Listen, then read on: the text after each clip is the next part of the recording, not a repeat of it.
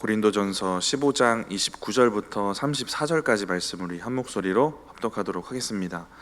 만일 죽은 자들이 도무지 다시 살아나지 못하면 죽은 자들을 위하여 세례를 받는 자들이 무엇을 하겠느냐? 어찌하여 그들을 위하여 세례를 받느냐? 또 어찌하여 우리가 언제나 위협을 무릅쓰리요? 형제들아, 내가 그리스도 예수 우리 주 안에서 가진 바 너희에 대한 나의 자랑을 두고 단언하노니 나는 날마다 죽노라. 내가 사람의 방법으로 에베소에서 맹수와 더불어 싸웠다면 내게 무슨 유익이 있으리요? 죽은 자가 다시 살아나지 못한다면 내일 죽을 터이니 먹고 마시자 하리라. 속지 말라. 악한 동무들은 선한 행실을 더럽히나니 깨어 의를 행하고 죄를 짓지 말라. 하나님을 알지 못하는 자가 있기로 내가 너희를 부끄럽게 하기 위하여 말하노라. 아멘. 고린도전서 15장은 부활에 대한 이야기를 이야기합니다. 고린도 교회 부활을 안 믿는 사람들, 교회 다니는데 부활이 인정이 안 되고 믿어지지 않는 사람들이 있었어요. 그때 헬라 철학의 영향을 받았을 것이고, 영은 선하고 육은 악한데 악한 육이 부활하는 게 인정이 안 되는 겁니다. 그래서 이들은 부활에 대해서 부정적인 태도를 가지고 있고요. 그래서 그 영향을 받는 교회의 성도님들이 있었을 것이고, 그래서 바울은 15장을 시작하면서 이들에게 전했던 15장 3, 4절에 나오는 그 복음을 다시 한번 상기시켜 줍니다. 십자가 복음과 부활 복음입니다. 그리스도의 죽으심과 다시 사심이에요. 그리고 그 목격자가 이렇게 많았다라는 얘기를 하면서 부활이 확실하다는 것을 증명을 하고요. 12절부터는 부활이 부정되면 복음의 전체적인 게 다 부정되는 것이다. 그래서 부활은 확실하고 예수님의 부활은 그 다음 부활, 성도들의 부활에 보증이 된다는 얘기를 합니다. 그리고 이어지는 게 오늘 본문인데, 오늘 본문은 바울이 자기의 삶을 예로 들면서 부활의 신앙이 있기 때문에 나는 이렇게 고난을 감수하면서 복음을 전했다는 얘기를 하거든요. 그러니까 오늘 본문은 부활의 신앙이 삶에 미치는 영향을 얘기하고 있습니다. 그래서 저는 어떤 측면에서 이 15장에서 가장 중요한 부분 같아요. 15장에 바울이 이야기하는 내용들을 보면 부활을 부정적으로 생각했던 안 믿는 그 사람들이 크게 두 가지 의문을 품는데, 하나는 부활이 가능한 일이냐, 부활이 있을 수 있는가, 또 하나는 그게 가능하면 어떤 육체로 부활하는가입니다.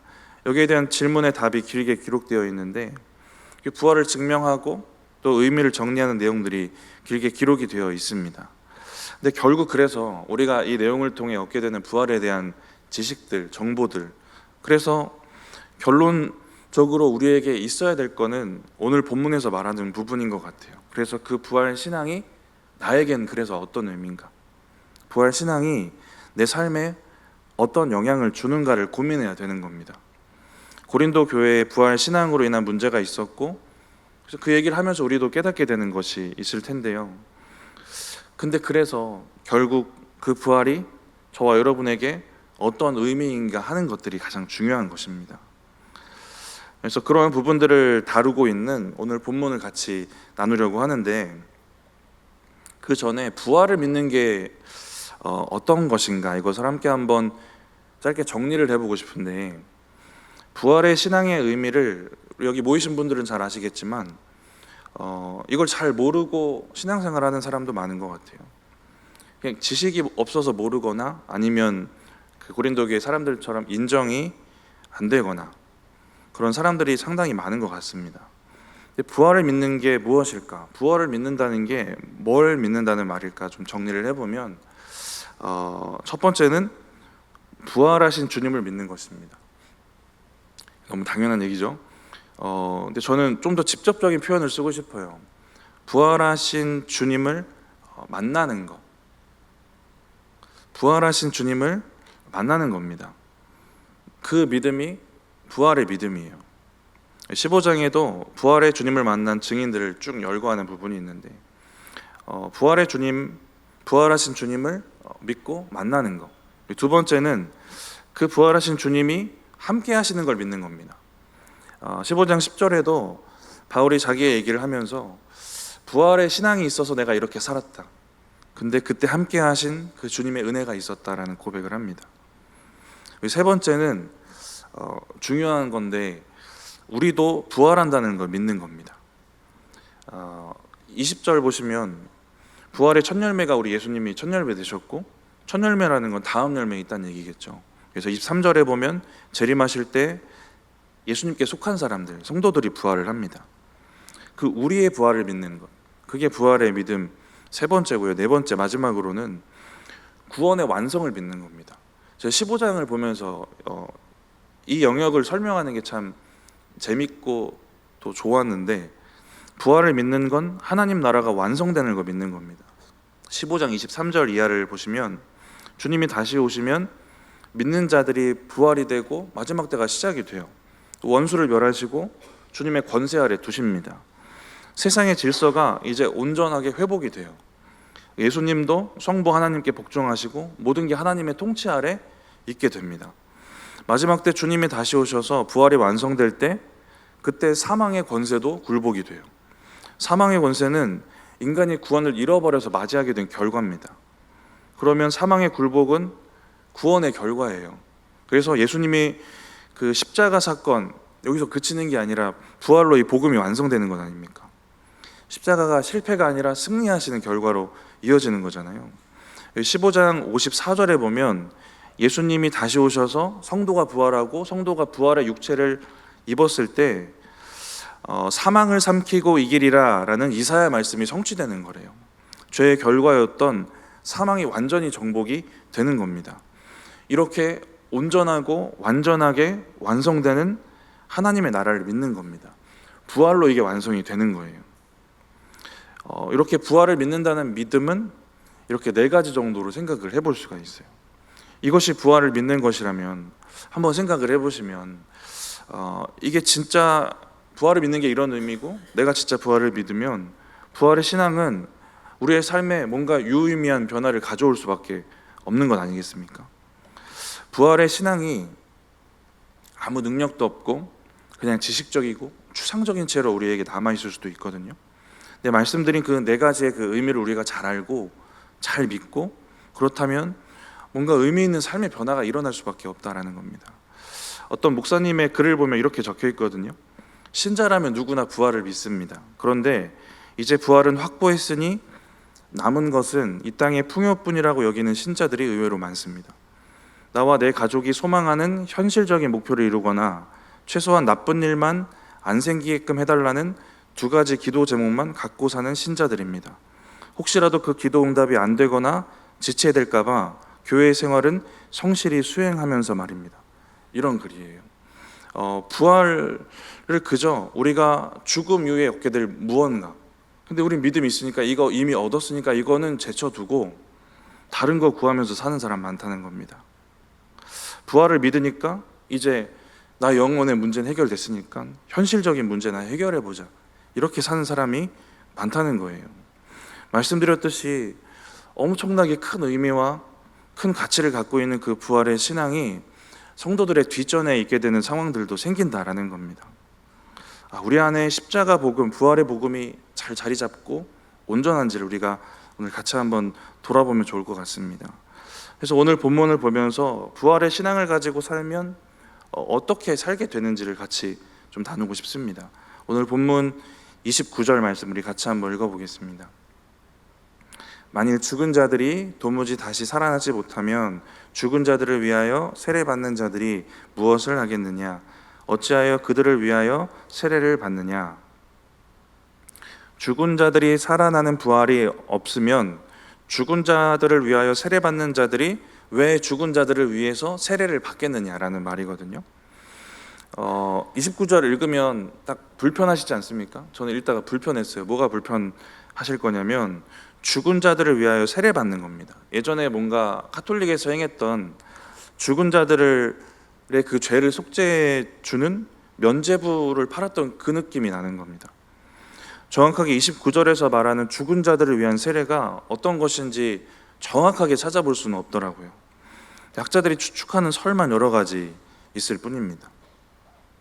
근데 그냥 글자 그대로 우리가 한번 읽었을 때는 면죄부 같은 느낌이에요. 뭔가 되게 불편한 느낌이 듭니다.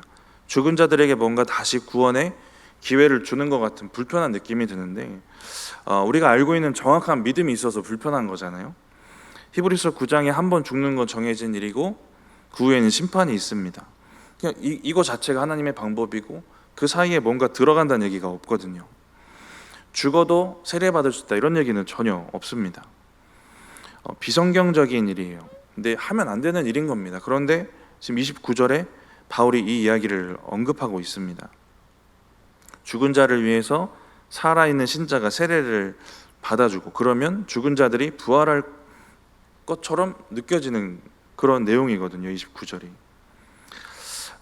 그렇다면 29절은 성경이 말하는 거랑 맞지도 않고, 그럼 바울이 이것을 긍정하는 느낌이 드는데 읽었을 때는 이걸 어떻게 우리가 생각을 해야 될까 보면 29절은 실제로 일어났던 상황 같기는 해요. 근데 정확하게 어떤 일인지는 알 수는 없는 것 같습니다. 근데 이것을 바울이 긍정하는 것은 아니고 29절에 일어났던 이 일을 예로 들어서 부활이 확실하다라는 걸 증명하고 싶은 겁니다. 죽은 자들을 위해 세례받는 것이 성경적이진 않은데 교회 안에 이런 일들이 일어나고 있었고, 근데 그들이 왜 이런 일을 행했냐면 그들도 부활을 믿으니까 그런 관습을 행하는 것이 아니냐고 묻는 거예요. 죽은 자에게 세례 주는 자를 언급하면서 이렇게 부활을 이제 증명하는 이 글을 통해서 바울의 말에 이런 뉘앙스가 생기는 것 같아요. 이렇게 이런 사람들도 부활을 믿는데 너희는 더 부활을 확실히 믿어야 되지 않겠느냐라는 뉘앙스가 생깁니다. 잘 아시는 야고보서 2장에 보시면 내가 하나님이 한 분인 줄을 믿느냐? 잘하는도다 귀신들도 믿고 떠느니라, 이 말씀이 있잖아요. 여기도 부정적인 존재인 귀신을 언급합니다. 귀신의 믿음을 얘기해요. 이 뉘앙스도 비슷한 것 아니겠습니까? 귀신도 이 정도 믿음이 있는데 너희는 더 나은 믿음이 있어야 되지 않겠느냐. 그래서 이어지는 야고보서 말씀에 행함이 없으면 헛된 믿음이다, 헛믿음이다 라고 얘기를 합니다. 그래서 29절 다시 뉘앙스를 좀 살려서 정리를 해보면 죽은 자에게 세례를 주는 이런 자들도 부활을 믿으니까 이런 관습을 행하는데 부활의 증인들도 보았고 직접 부활의 복음을 전해들은 너희들, 교회와 성도들은 더 확실한 부활의 믿음이 있어야 되지 않겠느냐라는 말이 됩니다. 확실한 부활의 신앙이 우리에게 있어야 되고요. 그리고 확실한 부활의 신앙이 있으면 삶의 그 결과가 드러나야 되는 것이 분명합니다. 29절에 죽은 자에게 세례를 행하는 건 부활에 대한 확신이 조금 왜곡된 모습으로 드러났는데 30절부터는 바울의 삶에 부활의 신앙이 잘 드러나고 있습니다. 이 부분을 바울이 쭉 이야기를 하고 있어요. 30절부터는 바울이 자기의 삶을 근거로 부활의 신앙이 무엇인지 알려줍니다. 우리 30절 말씀 먼저 같이 한번 읽어보겠습니다. 또 어찌하여 우리가 언제나 위협을 무릅쓰리요. 부활의 신앙이 있었던 바울은 언제나 위협을 무릅씁니다. 복음을 위해서 위험과 고난을 감수해요. 어떻게 이렇게 살 수 있었을까? 바울의 10절의 고백을 보면 내가 나 된 것, 오늘의 내가 여기까지 올 수 있었던 것이라는 뜻입니다. 내가 여기까지 지금의 내가 될 수 있었던 건 하나님의 은혜다라고 고백해요. 너무 당연하게 하나님의 은혜가 있었기 때문에 그랬을 것이고, 또 내게 주신 그의 은혜가 헛되지 아니하며라는 고백 10절에 합니다. 자신이 받은 하나님의 은혜가 헛되지 않게 하려는 마음, 우리도 은혜 받을 때 생기는 마음이잖아요. 그러면 은혜에 대한 감격과 감사가 동기가 돼서 고난을 감수하면서 살게 되는 겁니다. 바울이 받았던 은혜를 15장에 정리하는 거 아까 잠깐 말씀드렸지만 3, 4절에 십자가와 부활의 복음이거든요. 십자가 복음의 역할은 은혜가 헛되게 되면 안 된다, 앞서 말씀드린 것처럼 이런 마음 갖게 하는 것 같아요. 그래서 그 은혜 받았기 때문에 십자가 은혜는 하나님의 그 목적과 목표대로 살고 싶은 그 목표를 바라보게 하는 것 같습니다. 하나님이 가치를 두시는 일을 위해 살고 싶은 마음 생기게 하는 것 같아요. 십자가 신앙이 있으면 하나님이 가치를 두시는 일을 위해 살게 하는 겁니다. 부활 신앙은 이렇게 살아가는 사람에게 소망을 주는 것입니다. 바울처럼 복음을 위해 위험을 무릅쓰고 살면 마주하게 되는 여러 감정이 있겠지만 두 가지만 생각해 보면 두려운 마음이랑 허무함일 거예요. 근데 부활의 신앙이 이 감정들을 마주했을 때 해결해 주는 겁니다. 허무함도 해결해 주고 두려움도 해결해 주는 겁니다. 그래서 죽더라도 위협을 마주하더라도 그렇게 사는 겁니다. 고난이 있어도 그 길을 가는 건 받은 십자가 은혜가 크기 때문인 것이 분명하고, 그것이 헛되지 않다는 것을 믿기 때문에 그렇게 사는 것이고요. 그렇게 고난받다가 내가 죽더라도 괜찮다 이 마음이 생기는 건 죽음 이후의 부활을 믿기 때문에 그렇습니다. 우리에게 이러한 믿음이 있으면 바울과 같은 믿음이 우리에게 있을 것이고, 바울과 같은 삶이 우리의 삶이 되지 않겠습니까? 고린도전서 15장 58절 마지막 절이거든요. 우리 같이 한번 읽어보겠습니다. 그러므로 내 사랑하는 형제들아, 견실하며 흔들리지 말고 항상 주의 일에 더욱 힘쓰는 자들이되라. 이는 너희 수고가 주 안에서 헛되지 않은 줄 알미라. 15장이 부활에 대한 얘기 마치면서 마지막에 하는 얘기거든요. 그러니까 결실하여 굳게 서라는 겁니다. 그리고 흔들리지 말라고 얘기를 해요. 부활의 신앙이 있으면 주님을 위해서 위험도 죽음도 무릅쓰고 수고하면서 사는데, 부활의 신앙이 있으면 그때 흔들리지 않도록 우리를 돕는다는 겁니다. 두려움도 찾아오고 허무도 찾아오고, 그러다 위험도 만나고 핍박도 만나고 할 때 우리로 흔들리지 않고 이게 헛되지 않구나라는 걸 믿으면서 애쓰게 살도록 하는 게 부활의 신앙이다라는 것입니다. 우리 또 이어지는 31절 같이 한번 보겠습니다. 31절 같이 한번 읽어보겠습니다. 형제들아, 내가 그리스도 예수 우리 주 안에서 가진 바 너희에 대한 나의 자랑을 두고 단언하노니 나는 날마다 죽노라. 날마다 죽노라라고 얘기를 하는데요, 날마다 이런 죽음의 위협이 나를 찾아온다는 얘기입니다. 바울에게 여전히 복음 때문에 겪게 되는 죽음의 위협이 계속된다는 얘기를 하고 있어요. 바울이 이 얘기를 할 때 이 말을 확증하는 근거로 누굴 얘기하냐면 고린도 교회 성도들의 믿음을 얘기를 합니다. 고린도 교회 성도들이 예수 안에서 내 자랑인 것이 이게 확실한 사실인 것처럼 내가 날마다 죽음을 마주하는 것도 사실이다라는 얘기를 합니다. 바울이 근거로 고린도 교회를 얘기를 해요. 자기의 자랑이다라는 얘기를 합니다. 고린도전서에 바울이 지적하는 부분 참 많고 문제도 많은 교회이긴 하지만 바울이 고린도 교회를 자랑으로 여겨요. 그만큼 복음 듣기 힘든 환경에서 복음을 듣고 그래도 구원받은 자들이기 때문에 그럴 거예요. 기적 같은 은혜를 체험한 자들이기 때문에 그렇습니다. 자기의 고난이 헛되지 않았다는 그 열매가 이 교회에 있고 성도인 겁니다. 그래서 고린도 교회는 바울에게 자랑이고 기쁨이 됩니다. 근데 이 맥락에서 바울이 이런 얘기를 하는 걸 보면 바울이 부활의 신앙이 있었기 때문에 또 바울에게 있었던 신앙의 모습 중에 하나가 이런 겁니다. 복음의 열매를 자랑으로 여기는 것. 이런 신앙의 관점과 가치관도 부활의 신앙이 가져다 주는 겁니다. 그래서 우리에게 자랑으로 삼고 우리가 기뻐하는 것, 내가 지금 추구하고 있는 게 무엇인지, 지금 현재 가까운 이 지금 현재에 내가 무엇을 자랑 삼고 또 무엇을 기뻐하면서 추구하면서 사는지를 우리가 점검해 보면 우리 안에 부활의 신앙이 잘 있는지를 또 생각해 볼 수 있을 것 같습니다. 우리 32절 이어서 읽어보겠습니다. 내가 사람의 방법으로 에베소에서 맹수와 더불어 싸웠다면 내게 무슨 유익이 있으리요? 죽은 자가 다시 살아나지 못한다면 내일 죽을 터이니 먹고 마시자 하리라. 내가 사람의 방법으로 에베소에서 맹수와 더불어 싸웠다면 내게 무슨 유익이 있으리요?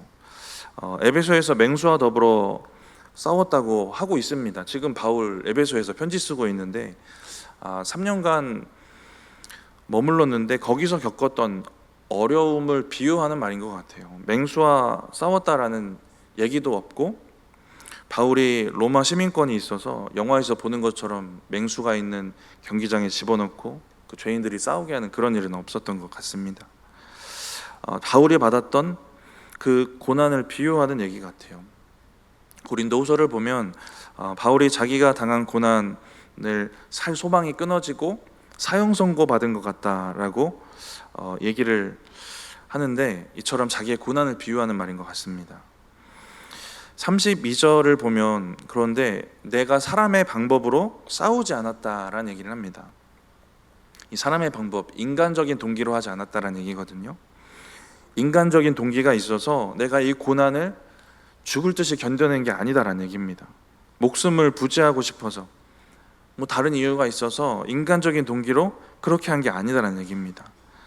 그리고 32절 뒷부분에 죽은 자가 다시 살아나지 못한다면 내일 죽을 터이니 먹고 마시자 하리라. 인간적인 동기가 아니라 죽을 자 살아나는 것이니까 부활의 믿음이 있어서 그렇게 한 것인데, 만약에 부활의 믿음이 없고 내가 그런 고난을 마주했으면 이렇게 말했을 것이다라는 얘기입니다. 내일 죽을 터이니 먹고 마시자. 부활이 없으면, 인간적인 동기가 내게 있었으면 이런 태도로 이렇게 말했을 것이다라는 얘기를 해요. 근데 이사야 22장에도 이런 말이 등장을 합니다. 우리 이사야 22장 13절 말씀인데요, 같이 한번 읽어보겠습니다. 너희가 기뻐하며 즐거워하여 소를 죽이고 양을 잡아 고기를 먹고 포도주를 마시면서 내일 죽으리니 먹고 마시자 하는도다. 예루살렘 백성들이 심판이 들려지고 심판이 진행되고 있는데, 그래서 이방 군대가 쳐들어오는데 하는 얘기가 이 얘기입니다. 하나님께 눈을 돌리지 않고 통회하고 회개하라고 했는데 그러지를 않아요. 그러지 않았다는 얘기 뒤에 이어지는 게 이사야 22장 13절인데요. 심판의 상황에도 하나님 바라보고 회개하는 게 아니라 내일 죽으리니 먹고 마시자 했다라는 겁니다. 바울도 죽음이 마지막이라고 믿었으면 그렇게 했을 것이다라는 얘기를 하는 건데요. 바울은 부활 신앙을 부정하면 이런 태도로 산다라는 얘기 하는 겁니다. 부활의 신앙이 무엇인가? 부활의 신앙이 없을 때 어떻게 되는가를 알 수 있어요. 부활의 신앙이 없으면 순간의 쾌락보다는 더 가치 있는 거 바라보면서 사는 것입니다. 근데 부활의 신앙이 없으면 찰나의 쾌락과 이 땅에서의 그 이익과 쾌락들에 더 집중된 삶을 사는 거예요. 내일 죽으니 먹고 마시자, 이런 태도로 사는 겁니다. 지금 시대에 이런 태도가 참 심해진 거 다들 잘 아실 거예요. 욜로라는 영어 단어 있는데 이 단어가 나온 지도 거의 15년이 넘는 것 같아요. 이게 인생은 오직 한 번뿐이다라는 영어 문장 줄여서 만든 단어인데, 인생이 한 번뿐이니까 즐기면서 살자라는 겁니다. 그래서 이들이 가진 태도는 오늘만 사는 태도가 있어요. 지금은 이런 사상이 진짜 너무 심해진 것 같아요. 정말 내일 죽으니까 먹고 마시자, 이런 태도로 사는 사람들이 참 많습니다. 특히 젊은 사람들 중에 많은 것 같은데, 그래서 장기적인 목표를 잘 안 세워요. 직장도 잘 그만둡니다. 지금 현재의 즐거움에 모든 것을 소진하는 게 전혀 아깝지 않은 삶을 살아요. 전혀 아깝지 않다고 생각하면서 삽니다. 저축해서 미래를 준비하는 가치와 지금 그 돈으로 현재를 즐겁게 사는 가치를 비교하면 지금 즐겁게 사는 가치가 더 크다라고 말을 하는 겁니다. 하루살이처럼 사는 거예요. 이게 가치 있다고 여기면서. 욜로라는 단어를 국립국어원에서 한글로 우리말로 대체를 했는데 오늘살이입니다. 오늘살이. 오늘만 사는 겁니다. 하루살이처럼. 하루살이 가치관으로 살면 이 말씀처럼 쾌락주의에 빠지기도 쉽고 죄에 대해 무감각해지기도 쉽고, 이사야 말씀을 읽었던 것처럼 심판이 오던 무슨 상황이 오던 먹고 마실 생각하고 기도나 회개, 하나님께 눈을 돌리지 못하는 영적 맹인처럼 살아가는 겁니다. 근데 우리에게는 너무 다행인 건 부활의 신앙이 있잖아요. 그래서 그 신앙이 저와 여러분이 오늘살이처럼 살게 하는 게 아니라 영원을 사는 사람처럼 살게 하는 겁니다. 영원살이처럼. 우리가 부활의 신앙이 있으면 바울처럼 살게 될 것인데, 첫째는 위험을 무릅쓰고 흔들리지 않고 복음을 위해 사는 것이고요. 둘째는 바울이 고린도 교회 성도들 자랑했던 것처럼 더 가치 있는 것, 복음의 열매를 자랑으로 삼고 삽니다. 세 번째는 오늘살이가 아니라 영원살이처럼 살게 하는 거예요. 그리고 이어지는 말씀 또 읽어보겠습니다. 33절 34절입니다. 속지 말라. 악한 동무들은 선한 행실을 더럽히나니 깨어 의를 행하고 죄를 짓지 말라. 하나님을 알지 못하는 자가 있기로 내가 너희를 부끄럽게 하기 위하여 말하노라. 33절은 32절에 오늘살이처럼 말하는 사람들의 말에 속지 말라는 겁니다. 그게 친구라도 속지 말래요. 흔들리지 말라는 겁니다. 그들이 너희 선한 행실을 더럽히기 때문에 속지 말라는 겁니다. 그리고 34절에 깨어 의를 행하고 죄를 짓지 말라고 얘기를 합니다. 선한 행실을 더럽히게 한다라고 했어요. 악한 동무의 말이. 말이 흔드는 겁니다. 그래서 우리가 가진 부활의 신앙이 더욱 견고해져야 됩니다. 흔들리지 않도록. 32절의 하루살이 가치관은 우리가 신앙의 눈으로 보면 말도 안 되는 궤변이거든요. 근데 세상 사람들은 공감이 되겠지만 우리에게는 말이 안 되는 얘기입니다. 그런데 우리가 부활의 신앙이 확고하지 않으면 궤변이라도 설득당하는 겁니다. 그 말에 흔들리는 거예요. 그리고 그게 말씀처럼 친구면 더 위험할 수도 있겠죠. 사무엘하 13장에 다윗의 첫째 아들 암논 나오는데, 암논이 그 동생 다말에게 범죄하는 내용 거기 나옵니다. 근데 아시겠지만 암논이 다말 좋아하는데 이러면 안 된다는 걸 알아요. 그래서 고민을 합니다. 근데 친구가 나타나요. 친구 요나답이 나타나서 동생을 강간할 수 있는 작전을 짜주고 그대로 행해서 죄를 짓는 겁니다. 선한 친구가 있었다면 암논의 말을 듣고 뭔가 설득을 했겠죠. 그러지 말라고. 도덕적으로도 안 되고 왕이 1순위 아닙니까? 너 이것 때문에 왕이 안 될 수도 있다. 여러 설득을 할 수 있는 근거들은 많았을 것 같아요. 그래서 친구도 중요한데 악한 친구가 있어도 암논에게 뭔가 확고한 게 중심에 있었으면 흔들리지 않았을 겁니다. 확실한 믿음이 없고 확고한 게 없으면 친구의 악한 방법을 듣고 아 그런가 보다 하고 흔들리는 거예요. 궤변이라도 설득당하는 겁니다. 그만큼 확실한 게 없으면 그렇게 흔들리는 건데 부활의 믿음도 그렇습니다. 흔들리는 정도의 믿음 갖고 있으면 세상에서 말하는 가치 우리 마음 금방 빼앗기는 겁니다. 그게 말도 안 되는 걸 뒤돌아보면 아는데도 흔들리는 거예요. 견고한 믿음이 저와 여러분에게 있어야 되고 부활의 믿음이 더 견고해질 수 있도록 우리의 믿음을 다시 한번 돌아보고 회복해 가야 되는 겁니다. 그러면 34절처럼 사는 겁니다. 깨어 의를 행하고 죄를 안 짓고 살 수 있게 되는 것인데, 깨어있다라는 단어를 보면 술 취한 상태에서 깨어나서 근신하라는 의미가 있는데, 근신하라는 의미는 정신 차리다라는 뜻이거든요. 34절에 내가 너희를 부끄럽게 하기 위하여 말하노라 그랬어요. 고린도 성도들에게도 너희도 정신 차리라고 하는 말이다라는 얘기입니다. 부활의 신앙이 우리에게 확고하게 있으면 정신이 듭니다. 정신을 차리게 돼요. 저도 매일 이 부활의 신앙이 뜨거워서 이 뜨거운 채로 살아가면 얼마나 좋을까라는 마음을 갖는데, 때때로 이 마음을 묵상하고 부활의 신앙을 돌아볼 때마다 저도 이런 반응이 일어나요. 정신이 듭니다. 정신이 차려져요. 마음이 깨어나서 정신을 차리게 됩니다. 아, 내가 부활의 신앙이 있으면 이렇지 않을 텐데, 아, 부활의 신앙이 식었구나, 이렇게 살면 안 되는데 라는 마음이 정신을 차리게 돼요. 그래서 의를 행하고 죄를 짓지 않고 살아가는 건 너무 당연한 결과로 이어지는 겁니다. 우리가 이에 대한 마음의 정신을 차리면. 여기까지 오늘 본문인데요, 우리가 부활의 신앙이 있으면 이렇게 살게 되는 겁니다. 위협을 무릅쓰고 흔들리지 않고 복음을 위하면서 살게 돼요. 이렇게 주님을 위해 살다가 두렵기도 하고 허무하기도 하고 위험도 찾아오고 죽음도 찾아오고 하는데 그 가운데에서도 흔들리지 않고 복음을 위해 살게 합니다. 두 번째는 부활의 신앙은 우리 삶의 관점, 그 가치관을 바꿔줘서요, 복음의 열매, 더 귀한 게 뭔지를 알게 하고 이걸 자랑으로 여기고 살게 합니다. 그리고 세 번째로 오늘살이가 아니라 영원을 사는 사람처럼 살게 해요. 네 번째는 정신을 차리고 의를 행하면서 살도록 하는 겁니다. 세상의 소리, 세상의 그 궤변에 흔들리지 않고 정신 차리고 살 수 있도록 돕는 겁니다. 이렇게 부활의 신앙은 우리의 삶에 영향을 줍니다.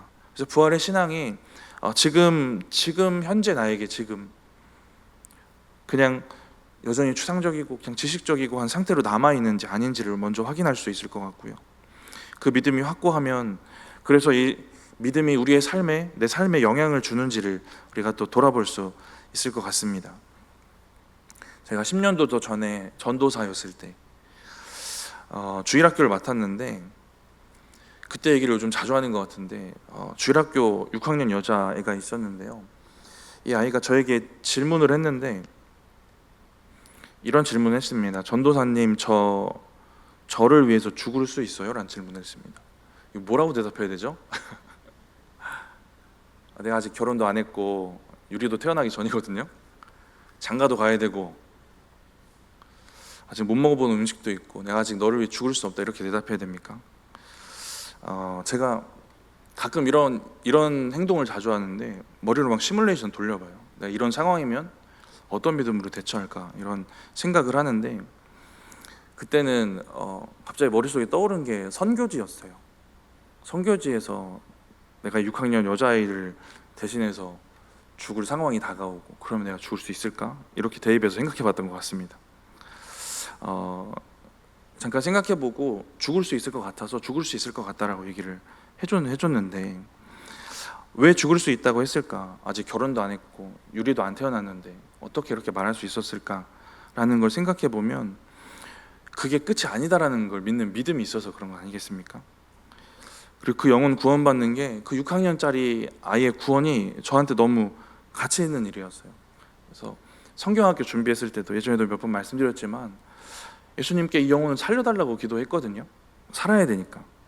교회를 왔다 갔다 하는데 아직 예수님에 대해 몰라요. 구원받는지 저도 잘 확신이 없습니다. 제가 담당 전도사인데 성경학교 때 이 영혼 살려달라고 울면서 기도했던 기억이 나요.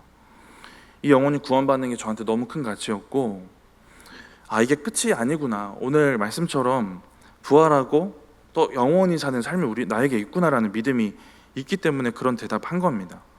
부활의 신앙이 저에게는 제가 사역자니까 제 사역의 현장에도 영향을 주고요. 저와 여러분의 삶의 현장에도 영향을 줘야 되는 겁니다. 부활의 신앙이 그만큼 위대하고 가치 있는 거니까. 부활의 신앙이 우리의 믿음의 시작이 되고 과정이 되고 또 아까 말씀드렸던 것처럼 그 완성이 되는 겁니다. 우리의 신앙의 여정에 시작부터 끝까지 영향을 주는 그러한 부활의 신앙이다라는 겁니다. 그래서 우리가 오늘 결론적으로 그러면 부활의 신앙을 갖기 위해서 내가 어떻게 해야 될까? 부활하신 주님을 다시 뜨겁게 만나면 되지 않겠습니까? 부활하신 주님을 만나서 다시 부활의 신앙으로 사는 겁니다. 부활의 믿음이 무엇인가? 뭘 믿는 것인가? 그게 어떤 믿음인가? 서두에 말씀드렸는데 부활하신 주님을 만나는 믿음이거든요. 그 주님이 다시 사셨다는 거 믿는 믿음이거든요. 그거 지식적으로 아는 거 말고 그 주님을 내가 만나는 믿음입니다. 부활의 주님을 실제로 개인적으로 만난 믿음이 있으니까 여러분의 구원이 완성된 것처럼 지금 잠깐 우리의 믿음에 이 믿음이 식어져 있다면 다시 그 주님을 만나서 주님이 나 때문에 죽으셨고 다시 사셔서 나도 사는구나, 이 믿음이 우리 가운데 확고해지면 되는 겁니다. 그러면 극적인 변화들이 일어나는 거예요. 제자들도 부활의 주님 만났을 때 너무 극적인 변화가 속에서 일어나잖아요.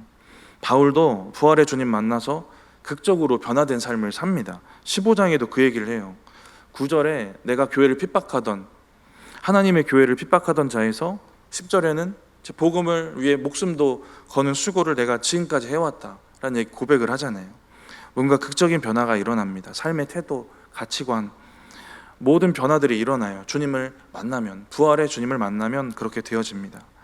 말씀을 마치면서 다시 한번 부활의 주님, 이 시간 우리가 다시 한번 뜨겁게 만나서 부활의 신앙이 저와 여러분 안에서 뜨겁고, 그래서 그로 인한 극적인 변화들이 일어나고, 그래서 흔들리지 않고 복음을 위해 살고 더 가치 있는 걸 바라보면서 살고 하루살이처럼 살지 않고 영원을 바라보면서 사는 저와 여러분들의 믿음과 삶이 되어지시기를 축복합니다.